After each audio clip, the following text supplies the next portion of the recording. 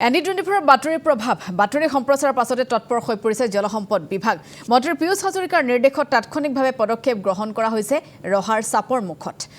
চাপৰ মুখত খহনীয়া ৰোধৰ বাবে ক্ষীপ্ৰ ব্যৱস্থা গ্ৰহণ কৰিছে বিভাগটোৱে কপিলীৰ বানত মাৰোৱাৰীপট্টিত সৃষ্টি হৈছিল এদৰে খহনীয়াৰ সিগু হৈছিল মথাউৰিটো আতংকিত হৈ পৰিছিল স্থানীয় ৰাইজ মন্ত্ৰী পিয়ুষ হাজৰিকাক এটা ধন্যবাদ জনাইছে স্থানীয় ৰাইজে তাৎক্ষণিকভাৱে এই ব্যৱস্থা গ্ৰহণ কৰিছে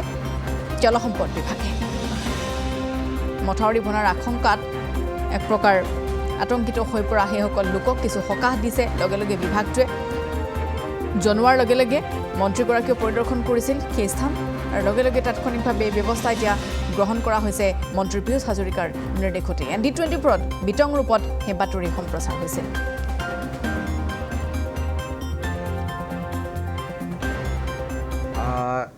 এই ক্ষেত্ৰত এটা কথা কম যে 22ত আমাৰ মন্ত্ৰীমণ্ডলৰ ক্ষিপ্ৰতাত তেতিয়া ৰখিছিল বাৰু কিন্তু এতিয়াও সমস্যাটোৰ সমাধান সম্পূৰ্ণভাৱে হোৱা নাই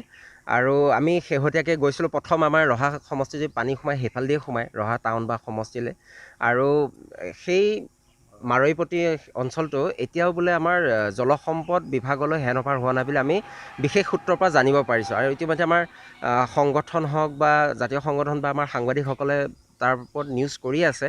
আৰু এই ক্ষেত্ৰত আমাৰ সন্মানীয় আমাৰ ৰহা সমষ্টিৰ বিধায়ক মহোদয় অকণ গুৰুত্ব সহকাৰে বিষয়টো ল'বৰ কাৰণে অনুৰোধ কৰিছোঁ আৰু তেখেতে যাতে আমাৰ মন্ত্ৰী মহোদয়ক এই বিষয়টো দৃষ্টিগোচৰ কৰায় কাৰণ আমাৰ মাৰোৱাৰীপট্টিৰ তেতেলীতলৰ সেইফালে যদি পানী আহে চাপৰমুখ জংচন শেষ হৈ যাব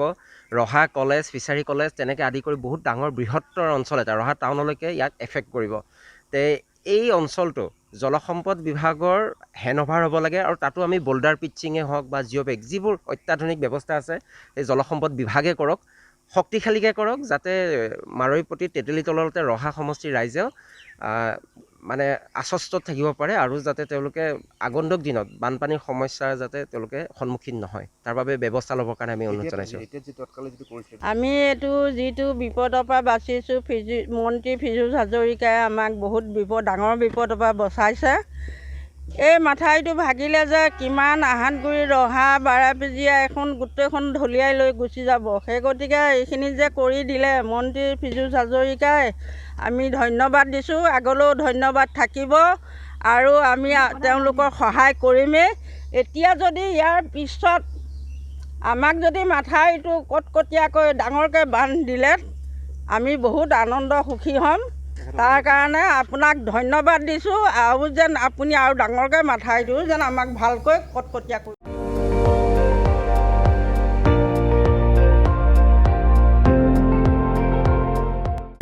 আপুনি চাই আছে ND24 সৰ্বশ্ৰেষ্ঠ নহয় সৰ্বোত্তমৰ দৌৰ